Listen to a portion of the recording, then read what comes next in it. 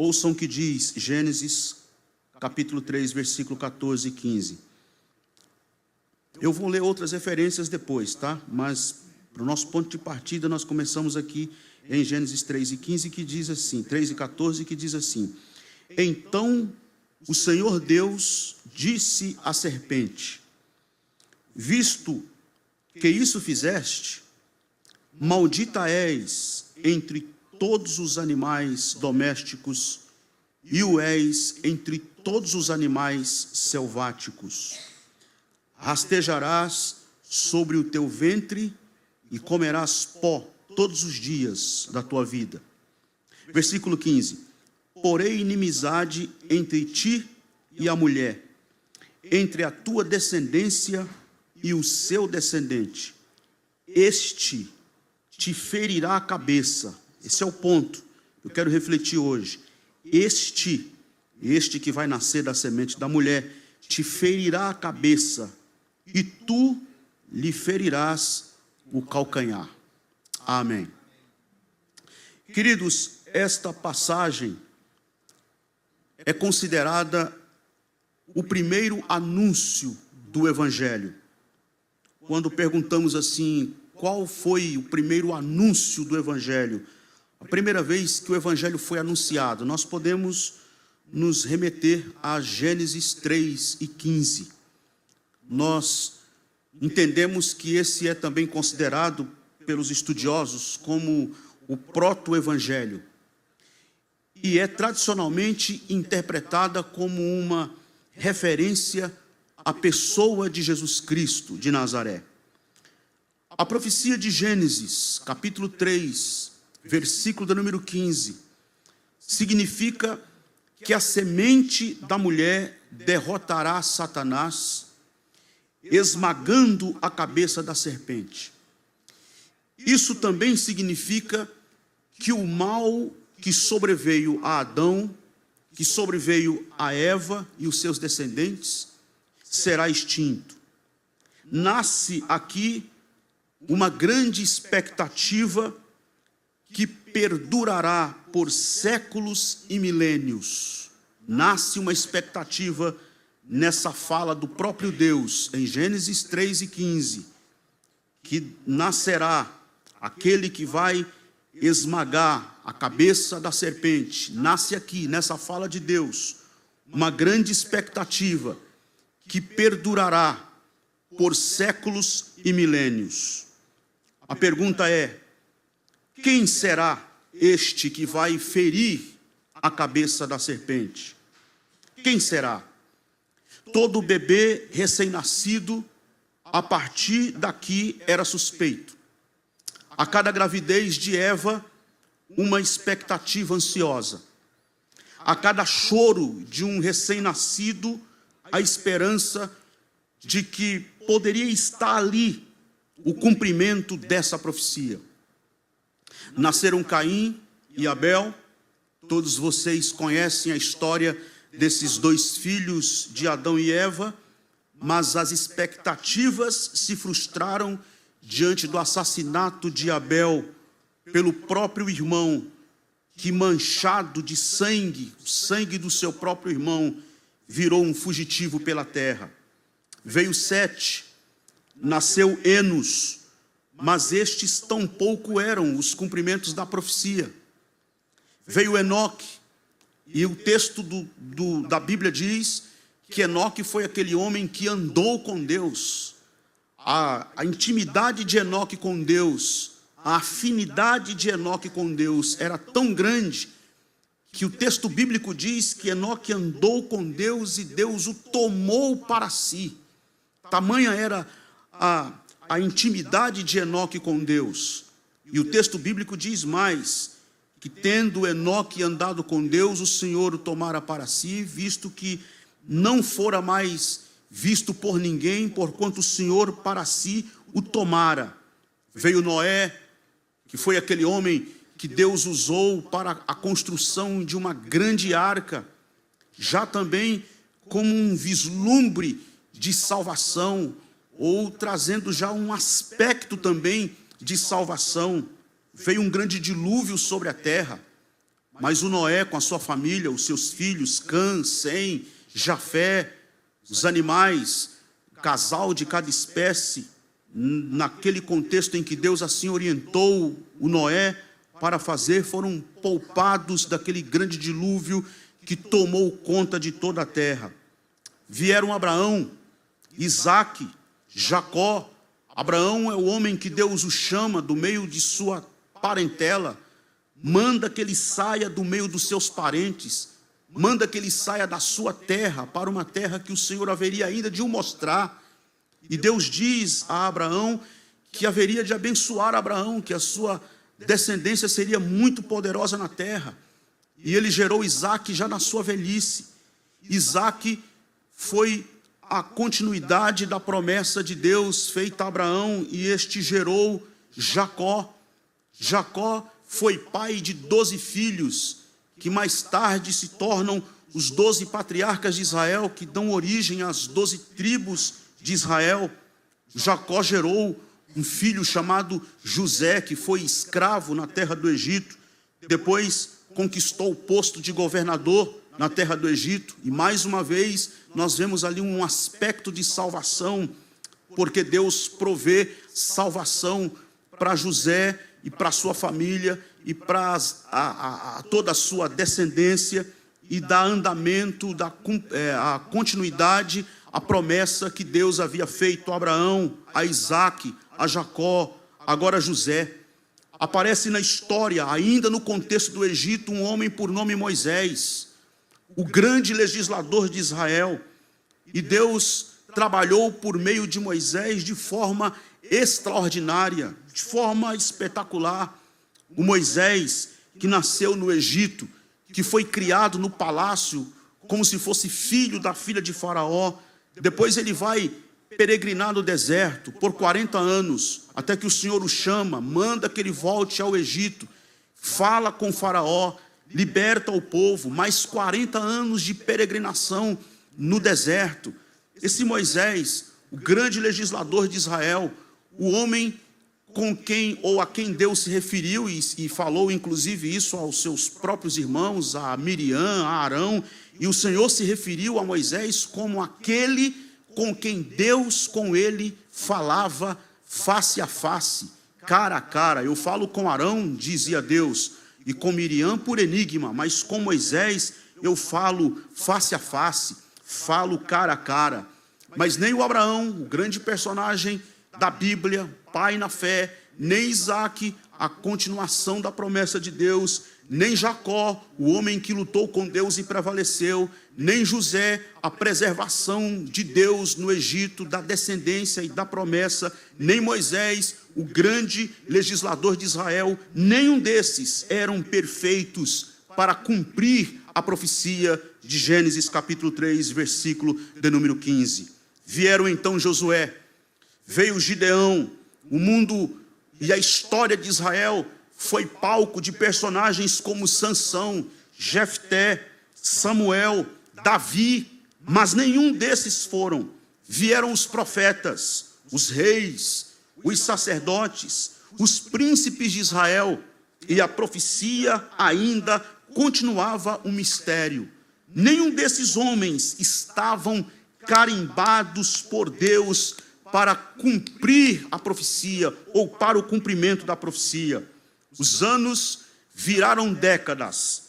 As décadas se acumulavam em séculos, e por longos 400 anos, 4 séculos, não se ouvia mais profecia. Parece que Deus não só falhou com a sua promessa, como também abandonou o homem à sua própria sorte. E a estas alturas, Satanás já folgava com vitória, porque esse tal da semente da mulher nunca nascerá, nunca vai nascer. Até que um dia, no precário e improvável vilarejo de Nazaré, uma jovenzinha pobre, noiva de um carpinteiro também pobre, daquele mesmo lugarejo, eis que ela recebe a visita de um anjo por nome Gabriel, E esse relato está no Novo Testamento, e eu peço a você que abra a sua Bíblia comigo agora no Evangelho de Jesus segundo escreveu Lucas. Lucas capítulo de número 1. Evangelho do Senhor Jesus segundo escreveu Lucas, capítulo de número 1, versículo de número 26. O texto diz que no 6º mês foi o anjo Gabriel enviado da parte de Deus para uma cidade da Galileia chamada Nazaré, a uma virgem desposada com um certo homem da casa de Davi, cujo nome era José. A virgem chamava-se Maria, e entrando o anjo onde ela estava, disse: alegra-te muito favorecida, ou agraciada, o Senhor é contigo. Ela, porém, ao ouvir esta palavra, perturbou-se muito e pôs-se a pensar no que significaria esta saudação. Mas o anjo lhe disse: Maria, não temas, porque achaste graça diante de Deus. Eis que conceberás e darás à luz um filho, a quem chamarás pelo nome de Jesus. Este será grande e será chamado Filho do Altíssimo. Deus, o Senhor, lhe dará o trono de Davi, seu pai. Ele reinará para sempre sobre a casa de Jacó, e o seu reinado não terá fim. Então disse Maria ao anjo: como será isto? Pois não tenho relação com homem algum. Respondeu-lhe o anjo: descerá sobre ti o Espírito Santo, e o poder do Altíssimo te envolverá com a sua sombra. Por isso, também o ente santo que há de nascer será chamado Filho de Deus. E Isabel, tua parenta, igualmente concebeu um filho na sua velhice, sendo este já o 6º mês para aquela que diziam ser estéril, porque para Deus não haverá impossíveis em todas as suas promessas. Então disse Maria: aqui está a serva do Senhor, que se cumpra em mim conforme a tua palavra. E o anjo se ausentou dela. Aqui nós temos esse relato, quando nos arredores de Nazaré, naquele, como já disse, precário e improvável vilarejo de Nazaré, há mais de 2000 anos, o anjo deu esta alvissareira notícia àquela jovenzita pobre que morava em Nazaré. 9 meses depois, nos arredores de Belém, sem ter um lugar apropriado, fora do conforto de um hospital maternidade, sem os recursos necessários para a condução de um parto, Maria, aquela virgem agraciada, deu à luz o seu filho primogênito. Há mais de 2000 anos, nas caladas da noite, alguns pastores foram surpreendidos pelo anjo do Senhor, que trazia a mais extraordinária de todas as notícias que já circularam o planeta Terra. E mais uma vez eu chamo a sua atenção para o que diz o Evangelho de Lucas, capítulo de número 2, versículo de número 8. Evangelho de Jesus segundo Lucas, capítulo de número 2, versículo de número 8, que diz que havia naquela região pastores que viviam no campo. Eles estavam guardando os seus rebanhos, cuidando e apacentando rebanhos, e nas caladas da noite, nas vigílias da madrugada, eles guardavam os seus rebanhos. Quando de repente, um anjo do Senhor desceu aonde eles estavam, e a glória do Senhor brilhou ao redor deles, e ficaram tomados de grande temor. O anjo, porém, lhes disse: não temais, eis aqui vos trago boa nova, de grande alegria, que o será para todo o povo. É que hoje vos nasceu, na cidade de Davi, o Salvador, que é Cristo o Senhor. E isto vos servirá de sinal: encontrareis uma criança envolta em faixas e deitada em manjedoura.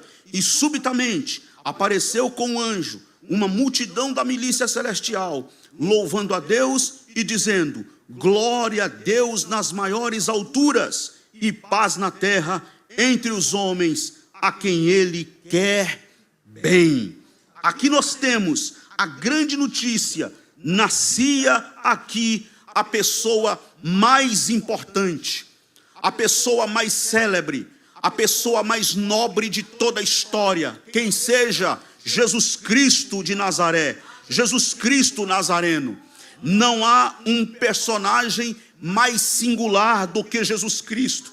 Não há uma personagem mais importante, mais impressionante do que Jesus Cristo na história da humanidade. Nunca houve um personagem como Jesus na história mundial. Eu fico, queridos irmãos e irmãs, eu fico maravilhado com a pessoa de Jesus Cristo de Nazaré. E me pergunto da seguinte forma: como que aquela pobre criança da manjedoura, nascida há 2000 anos, ganhou a atenção mundial, a ponto de não existir uma só pessoa na história do mundo, na história da humanidade, que nunca tenha conhecido o seu nome, que nunca tenha ouvido o seu nome? Rick Warren é um pastor estadunidense, aqui dos Estados Unidos.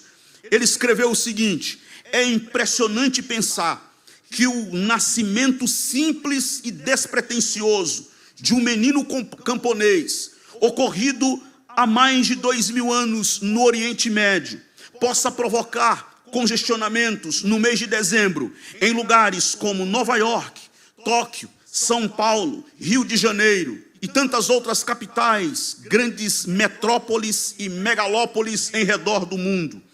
James Kennedy, em seu livro E se Jesus não tivesse nascido, ele cita um texto do Dr. James Alan Francis, que escreveu com o seguinte título: Uma Vida Solitária. Ouçam o que ele diz, abram aspas: ele nasceu em um vilarejo desconhecido, filho de uma camponesa. Cresceu em outro vilarejo, onde trabalhou em uma carpintaria até completar 30 anos. Então, durante 3 anos, foi um pregador itinerante. Nunca escreveu um livro sequer. Nunca ocupou uma posição. Nunca teve uma família ou uma casa.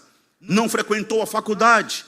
Não frequentou palácios. Nunca conheceu uma grande cidade. Não se afastou sequer 300 quilômetros do lugar onde nasceu. Não fez nada do que normalmente se faz para conquistar o poder ou que acompanha o poder. Não tinha credenciais. Era simplesmente ele. Tinha apenas 33 anos quando toda a opinião pública se revoltou contra ele. Seus amigos fugiram e um deles chegou a negá-lo. Foi entregue a seus inimigos e passou pelo escárnio de um julgamento descabido. Ele foi crucificado entre 2 ladrões. Quando estava morrendo, seus executores disputavam por suas roupas, suas únicas propriedades neste mundo.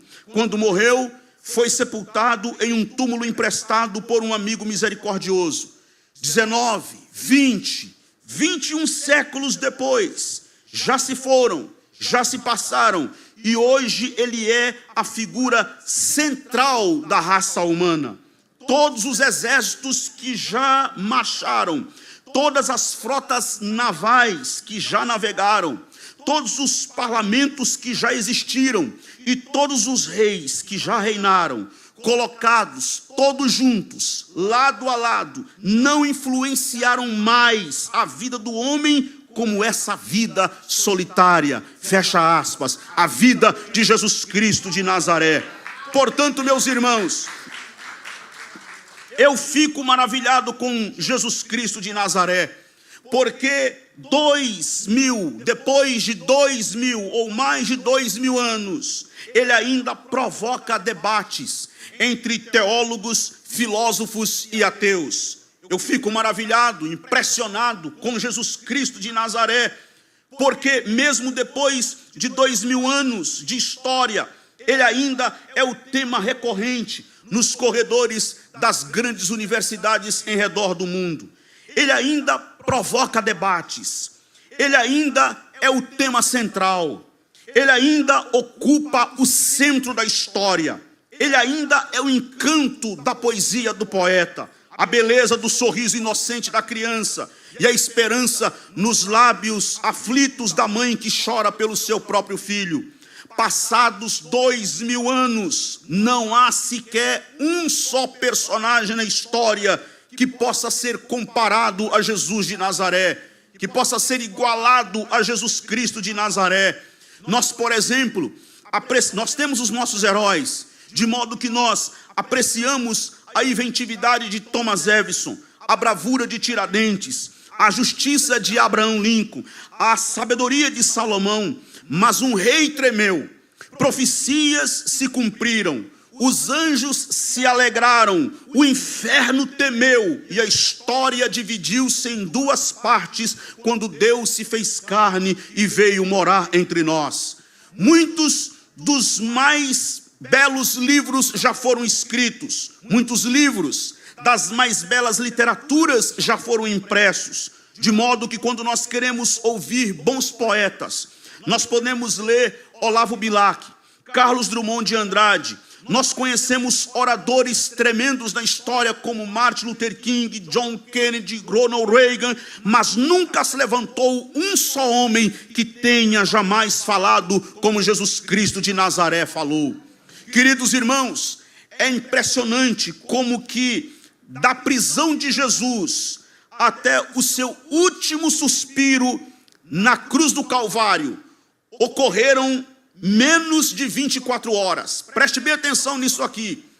O ponto mais alto da história, o ponto crucial da história, o ponto essencial e fundamental que produziu, que gerou salvação para toda a humanidade, foi um evento histórico que ocorreu num período de menos de 24 horas, pois esse evento, ocorrido historicamente, dentro do espaço-tempo, há mais de 2000 anos, nos arredores de Jerusalém, em menos de 24 horas, foi suficiente para situar a história entre duas eras. DC, depois de Cristo, é a sigla que usamos para nos referir a qualquer evento que foi depois dele. AC, antes de Cristo, é a sigla que usamos para nos referir a qualquer evento que foi antes dele. Qualquer livro que você lê, seja de história, geografia, teologia, filosofia, sociologia, seja escrito por um teólogo, pesquisador, filósofo, acadêmico ou mesmo por um ateu, tem que usar o modo como se começou a contar o calendário a partir dele. AC, antes de Cristo, DC, depois de Cristo. A União Soviética, ateísta, foi obrigada a colocar em sua Constituição o fato de que passou a existir em 1917 DC, depois de Cristo.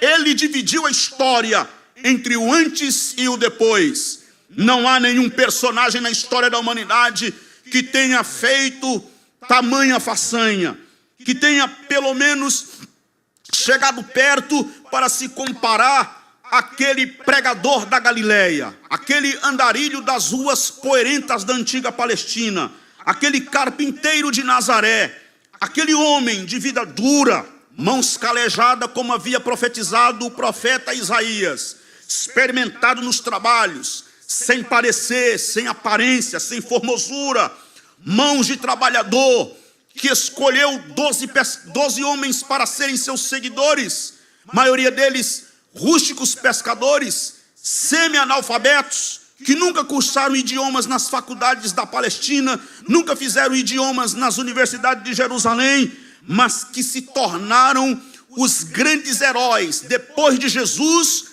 alvoroçando o mundo com a mensagem daquele pregador galileu, carpinteiro de Nazaré.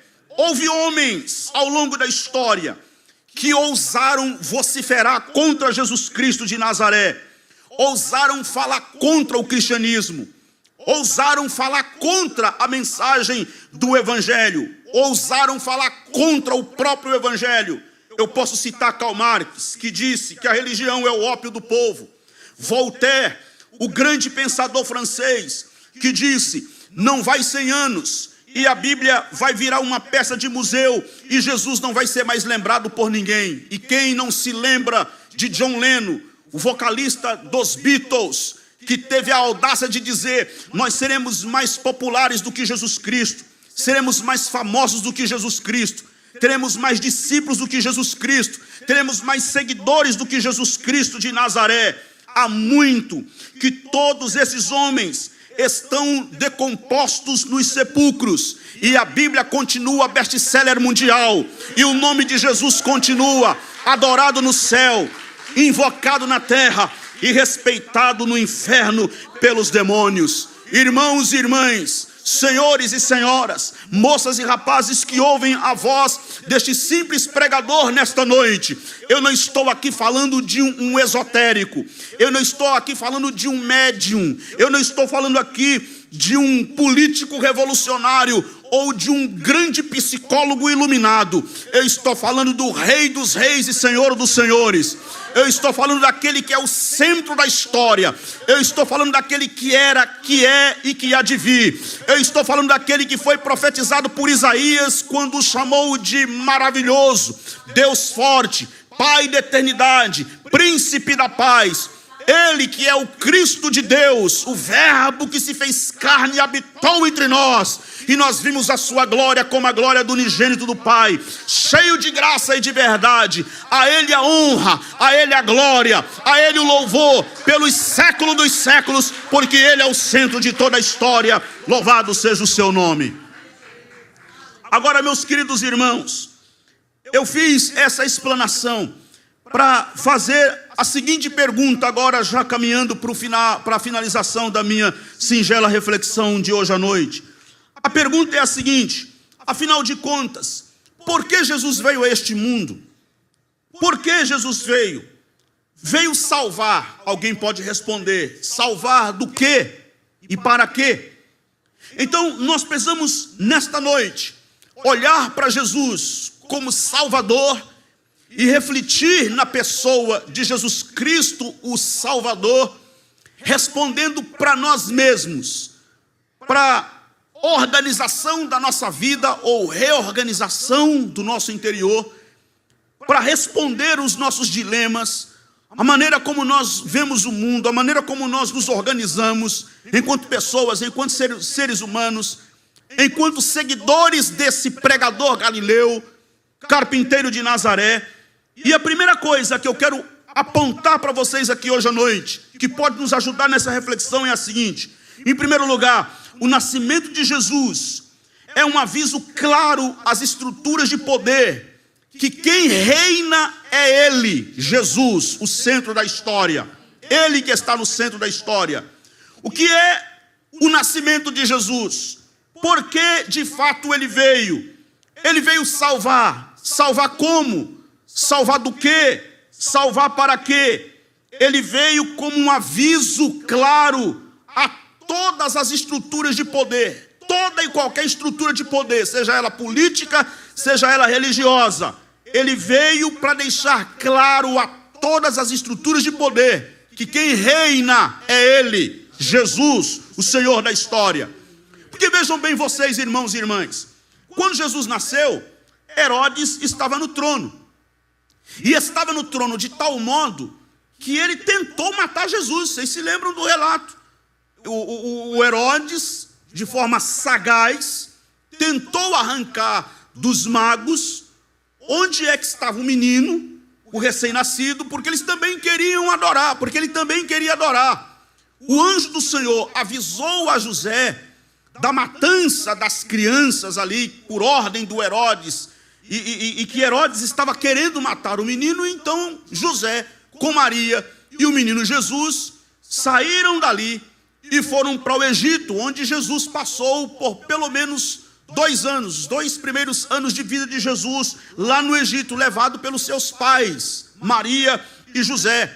Então vejam bem, ele nasce, e quando ele nasce, para além da notícia salvadora, da notícia redentora, da notícia salvífica, da notícia alvissareira, dos anjos que cantarolaram nas caladas da madrugada para aqueles pastores que guardavam seus rebanhos, Mas a vida continuou do mesmo jeito.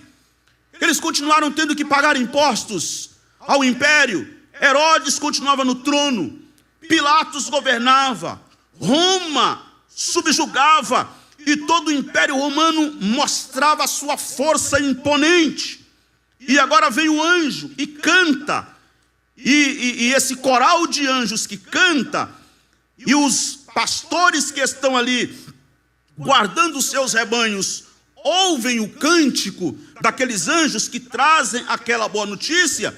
Qual foi a mais alvissareira notícia que o anjo do Senhor anunciou? Versículos de número 10 a 12 de Lucas capítulo 2. Qual foi a mais alvissareira notícia que o anjo anunciou? A resposta está nos versículos 10 a 12 de Lucas capítulo do número 2. O anjo lhes disse: não temais, eis aqui vos trago boa nova de grande alegria, que o será para todo o povo. Qual é a boa notícia? É que hoje vos nasceu na cidade de Davi. Quem? O Salvador, que é Cristo o Senhor. E isto vos servirá por sinal: encontrareis uma criança envolta em faixas e deitada em manjedoura. Isso aqui para mim, irmãos, é de uma beleza, é de uma grandeza, porque ao mesmo tempo que diz assim, olha, nasceu o Salvador, Ele é Cristo, Ele é o Senhor, aí ao mesmo tempo diz assim, vão lá que vocês vão ver uma criança envolta em lençol. Peraí, Senhor, o Senhor está falando para mim de Salvador, e está me apontando para um bebê, está me apontando para uma criança envolta em panos, em lençóis.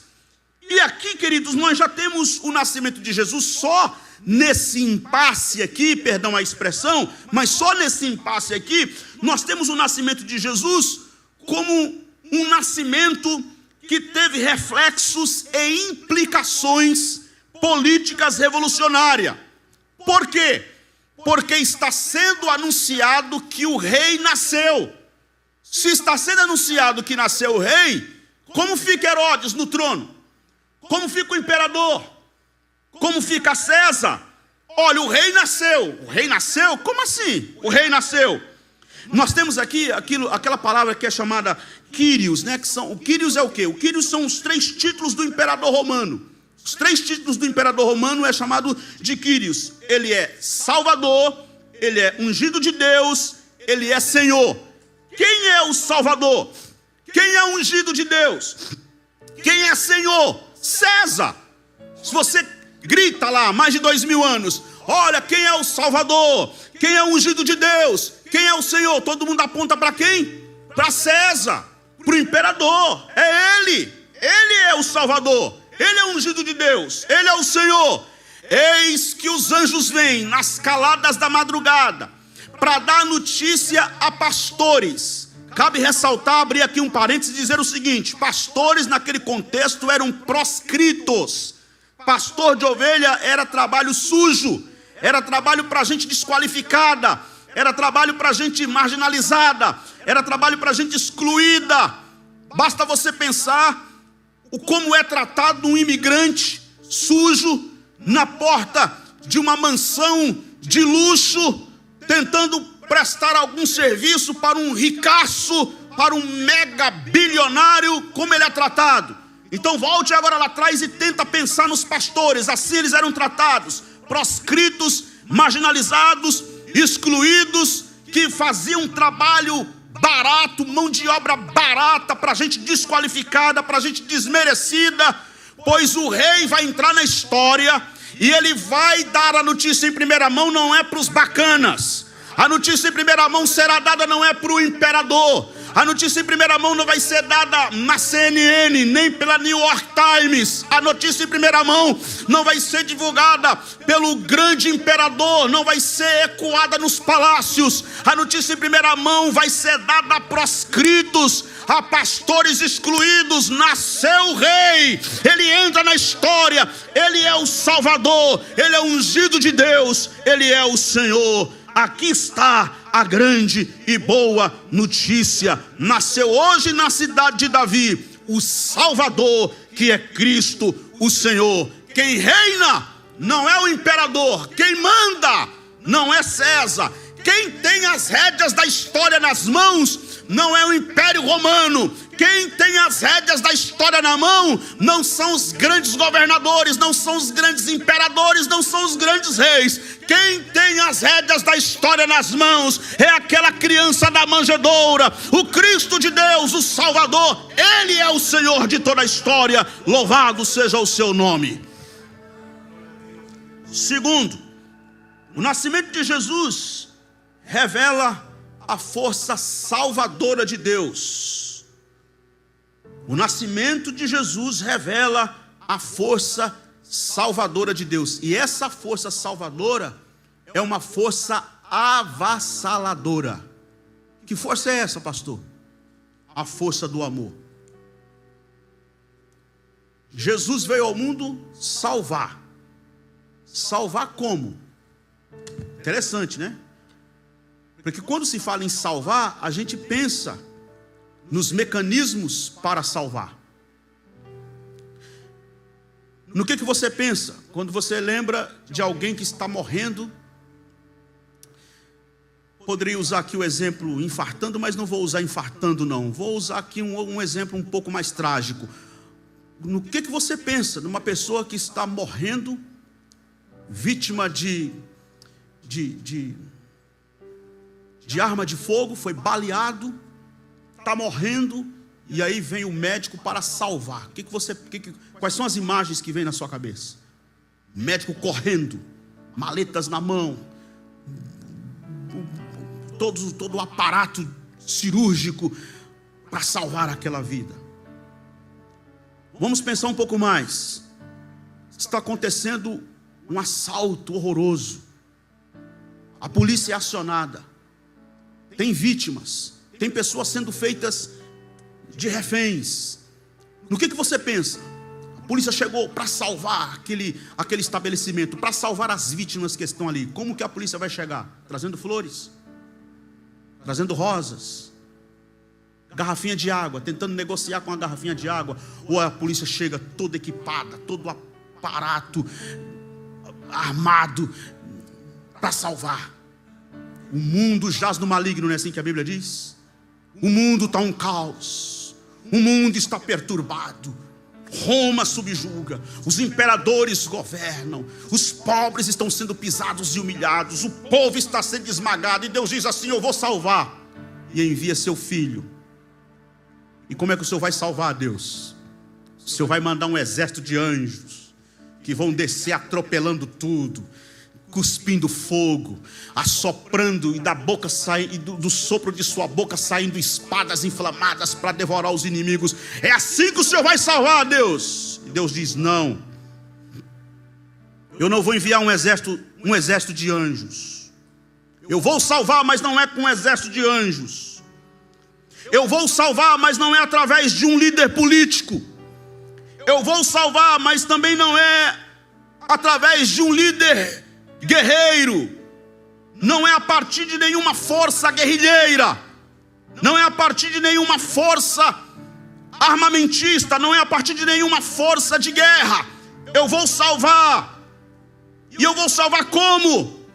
Deus deu a Israel um exército poderoso com armas de grande poder destrutivo. Agora vejam, não é esse o caminho de Deus, não é essa a via de Deus. Deus não enviou um exército de anjos para salvar. Deus não levantou um grande líder político, nem um grande líder guerreiro. Deus não salvou ou não provocou salvação, dando a Israel um exército poderoso com armas de grande poder destrutivo. Não, Deus enviou o seu Filho. A força de sua mensagem de salvação passa por onde? Pelos exércitos, pelos poderosos. A força de sua mensagem de salvação passa pelas bombas atômicas. A força de sua mensagem de salvação passa pelas montarias romanas, pelas legiões romanas de soldados poderosos. Não, a força de sua mensagem de salvação passa por um bebê recém-nascido, passa pela manjedoura há mais de 2000 anos nos arredores de Jerusalém, passa pelo Cristo ensanguentado, crucificado na cruz do Calvário. A mensagem de salvação passa por lá, é com amor derramado em Jesus Cristo, entregando a sua vida por toda a humanidade, que está a grande proposta de salvação de Deus para toda a humanidade. Terceiro, Jesus veio a este mundo revelar a verdadeira face de Deus. Ele veio mostrar a verdadeira face de Deus. João capítulo 14, versículo 9, é a resposta que ele dá a Filipe quando pede: Pai, mostra-nos o Pai, isso nos basta. E em João capítulo 14, versículo 9, Jesus respondeu: quem vê a mim, vê o Pai. Então deixa eu dizer uma coisa a vocês, irmãos e irmãs: Deus não é retratado, ou Deus não é um retrato. Deus não é um retrato religioso, conforme os esquemas religiosos pretensamente pintam. Deus não é retratado na figura de um sacerdote bem trajado, todo elegante, vestido com a sua indumentária, que passa por um homem espancado na beira do caminho. Mas ele tem muita ocupação, ele tem muito o que fazer, ele tem muito serviço religioso para prestar, e ele não vai perder o seu tempo com um pobre caído na beira do caminho. Deus não é retratado na figura de um levita, que de igual modo, empenhado, imbuído de missão, com as suas tarefas religiosas, com as suas muitas ocupações, não tem o tempo para ficar ouvindo problema de ninguém, principalmente de um estranho espancado, caído, ensanguentado na beira do caminho. Deus é retratado na figura de um samaritano. E olha que coisa impressionante. Jesus conta essa parábola para colocar o samaritano no protagonismo da história. O protagonista da história não é o levita e não é o sacerdote. O protagonista da história é o samaritano, é o religioso. Não é o religioso, perdão, não é o religioso, não é o sacerdote, não é o levita. O protagonista da história é o samaritano, que é desprezado pela comunidade, pela tradição judaica. Quem é o samaritano? O samaritano era tão destratado, tão desconsiderado, que eles eram vistos como cachorro, cão. Sabe qual era a oração do judeu? Ainda hoje, judeu ora assim: graças te dou, ó Pai, porque nem nasci mulher, nem nasci cachorro, e nem nasci samaritano. Você tem uma ideia?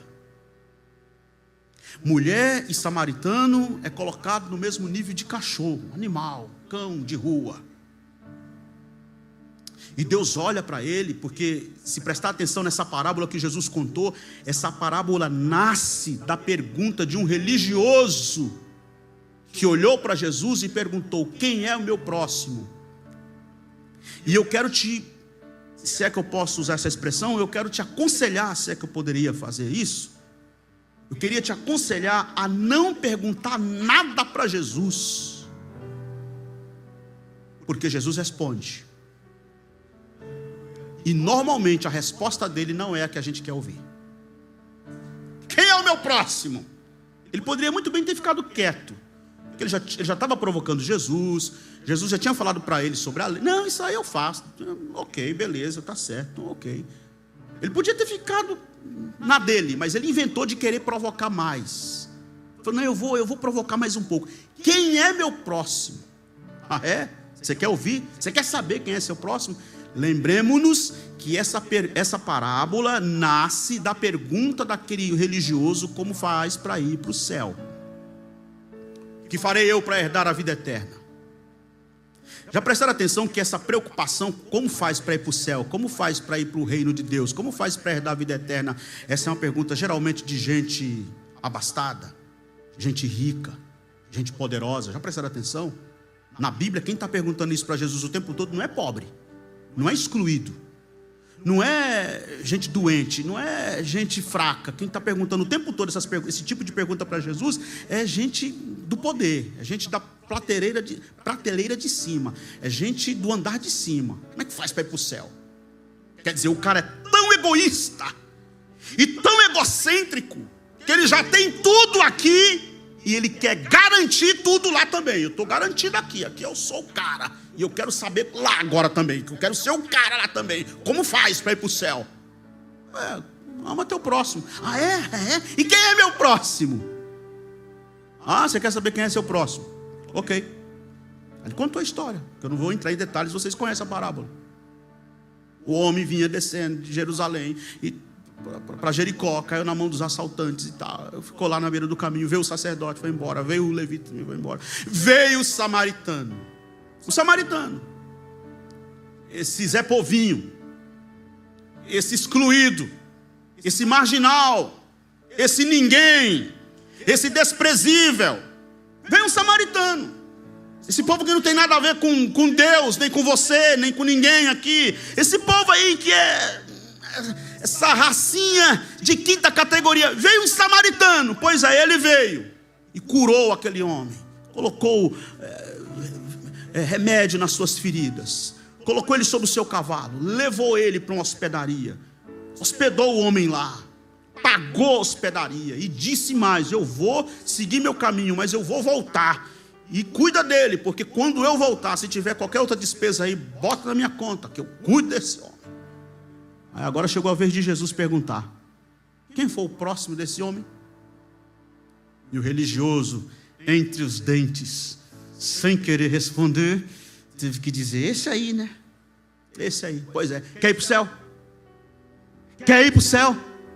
Faz a mesma coisa. Faça o mesmo. Mas qual é o nosso problema? Qual é o meu problema?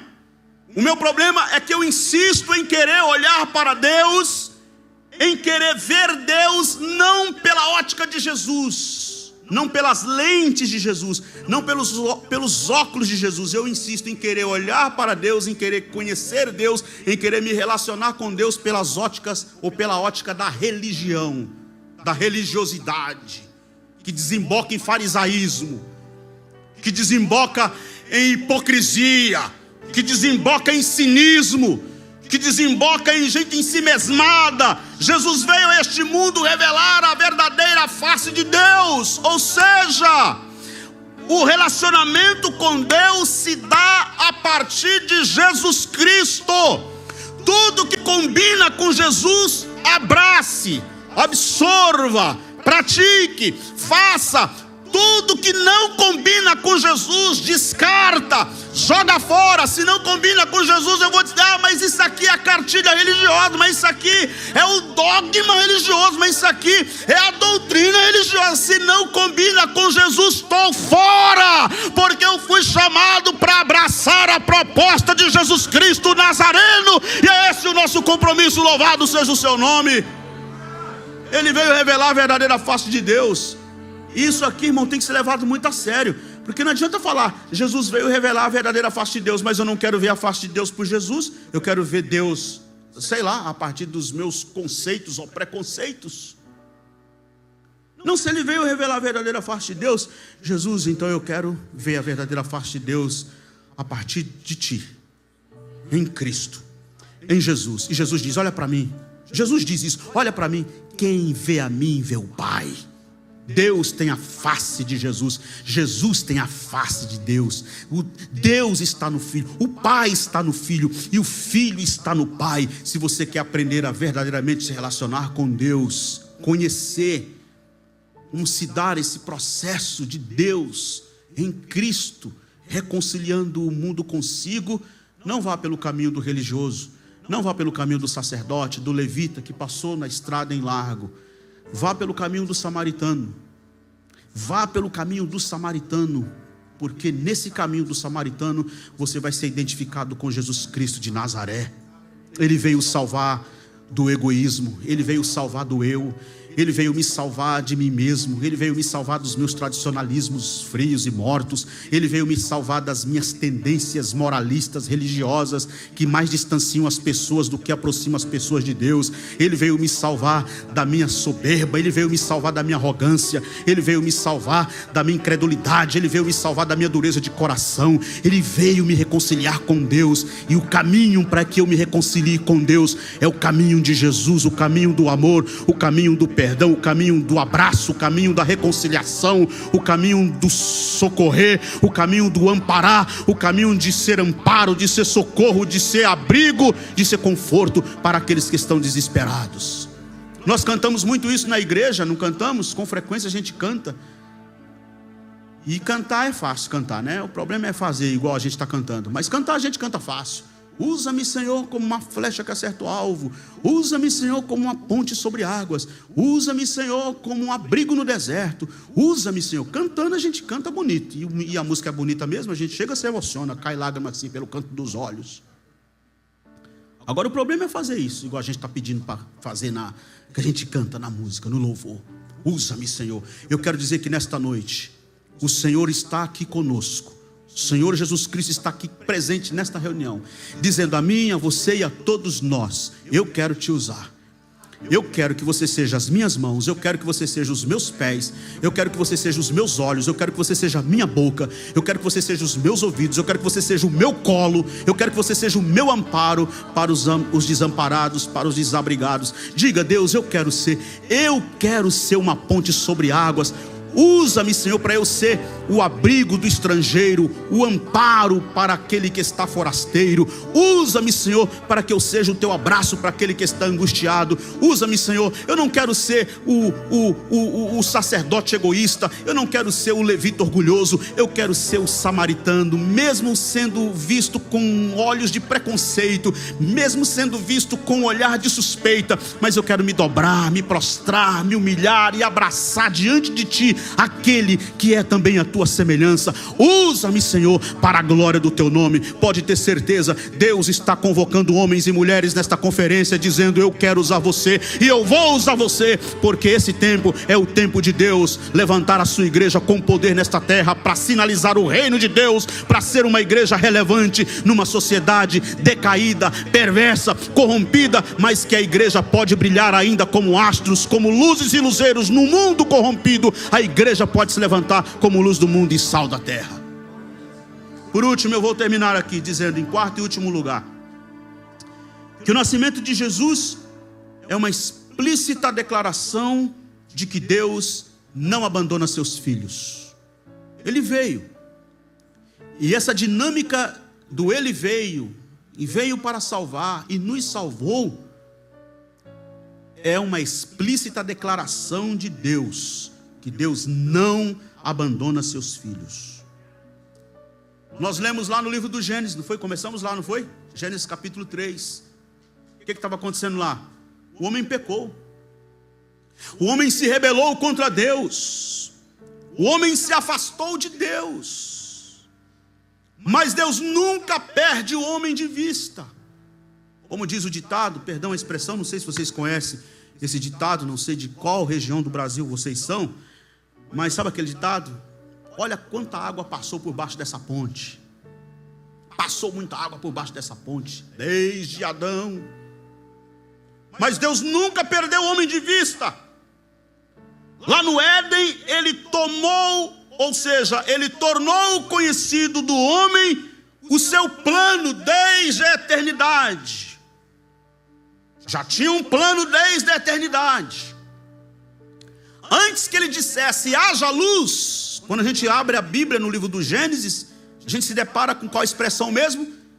Deus, no princípio, criou Deus os céus e a terra e tal e tal. Aí o texto diz que Deus disse haja luz, não é isso? Só que antes de Deus dizer haja luz, Ele já tinha dito, haja cruz. A cruz já estava lá na eternidade passada. Antes que Deus lançasse os fundamentos do universo, já existia uma cruz. A cruz já estava na agenda e na pauta de Deus lá na eternidade passada.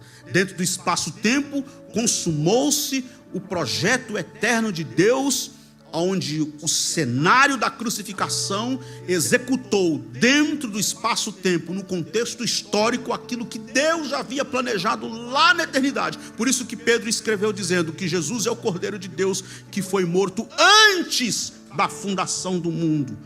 Agora Deus estava lá no jardim, presente com o homem, dizendo: nem tudo está perdido. Vocês pecaram, vocês vacilaram, vocês se rebelaram, vocês se desviaram, vocês desobedeceram. Tudo bem, mas eu tenho um plano, e esse plano entra em execução a partir de agora. Nascerá aquele que vai esmagar a cabeça da serpente. E na plenitude dos tempos, na plenitude dos tempos, Deus enviou o seu filho, nascido de mulher, Jesus o Nazareno. Eu quero ler mais essa referência com vocês, porque Paulo escreveu isso na carta aos Gálatas, capítulo de número 4.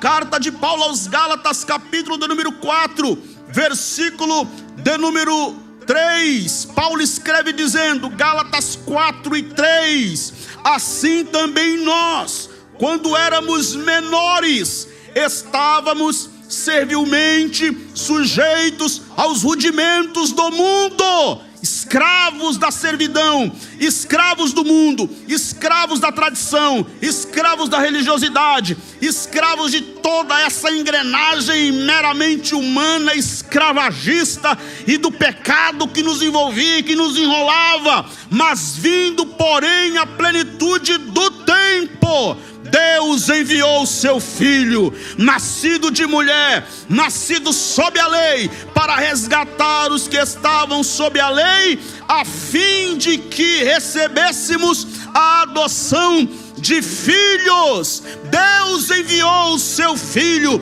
nascido de mulher. Quem é este? Jesus Cristo Nazareno, Jesus Cristo de Nazaré. Ele, o centro da história, Ele, o centro do universo, Ele que tem as rédeas da história na sua mão. Jesus Cristo de Nazaré.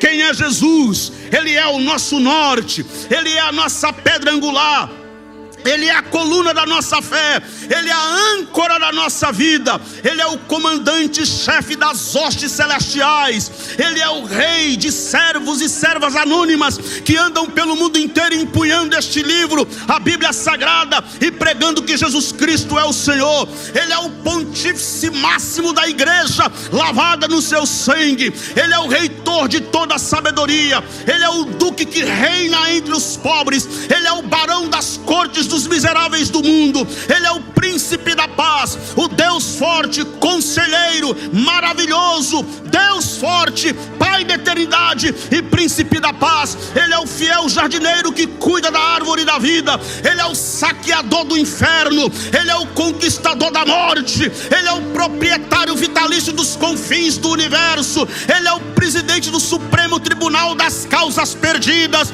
Ele é o Senhor desta igreja, Ele é o Cristo da minha alma, Ele é o amante de nossa alma, Ele é o Senhor nosso, Ele é o guarda fiel, Ele é o Cristo de Deus, Ele é o Senhor que está conosco nesta noite, nos contemplando com sua mão poderosa e nos contemplando com seu abraço glorioso e dizendo: eu sou o que fui morto, mas vivo para sempre. Eu tenho a chave do inferno e da morte. Eu fecho e ninguém abre, eu abro e ninguém fecha. Eu sou o leão da tribo de Judá, o alfa, o ômega, a resplandecente estrela da manhã, a raiz de Davi. É Ele o Senhor que reina conosco e que está conosco nesta noite. Louvado seja o seu nome para sempre.